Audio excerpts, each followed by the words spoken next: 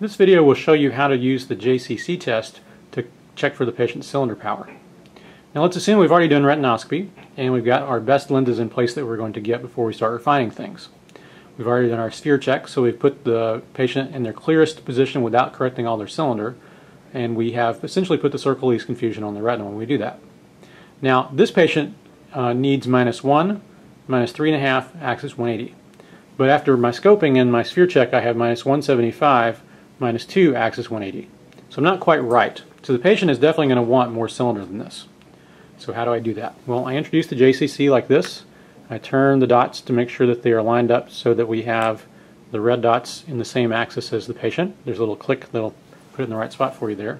Then you simply ask the patient the questions. Which is better here, number 1 or number 2? In our case, the patient should say that it's better in this position because he needs 3.5, but he's only got 2. So when he looks through this, he's got 2 in the phoroptor, -0.5 axis 180 here, for a total of 250.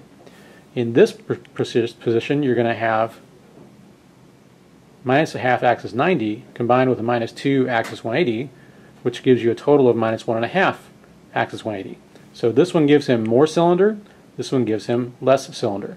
Clearly he needs more cylinder, so he's going to like this one better. So what do? We add an extra quarter and ask him again. Alright, now which one's better, number 1 or number 2? He should still call this position better because it gives him more minus cylinder closer to what he actually needs. Okay, so we add another quarter of cylinder. Now we changed a whole half from where we started in the cylinder, which means we need to adjust the sphere by plus a quarter. That keeps again the circle least confusion on the retina and makes it easier for the patient to judge the questions.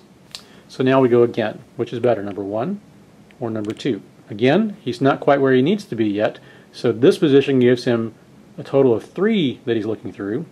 The other position gives him 2. So which one's he like better? Clearly he's going to like 3 better than 2, so that's where we end up. So we add another quarter cylinder. Again, 1 or 2. He should still say that one's better because we haven't reached his endpoint yet. I add a quarter of cylinder. I add a quarter of sphere plus because we have already added another half. We're getting close. 3 is what we're at now. He needs 3.5, so which is better, 1 or 2? He should say this one is better.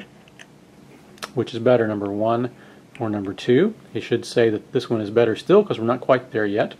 We'll go to 350. We add a quarter sphere plus.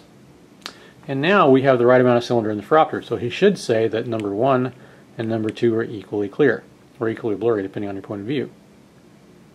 Okay, so that should be the end point of the test. Sometimes the patient can't quite make out that they're perfectly the same, and we didn't get it exactly right with the sphere or something like that. So it's best sometimes to go to look for a reversal. So you go to the next one, let's add a quarter cylinder more, and say which is better now, number 1 or number 2. And in this case we've overcorrected his cylinder, so it should be asking us for less. So he would probably like it better with the red dots vertical, in which case we go back to the 350 that we were at before, and then the test is done.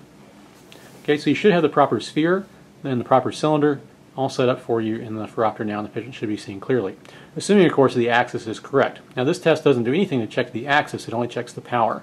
So you'll need to do a different test, which we'll talk about another time, to correct for the patient's cylinder axis.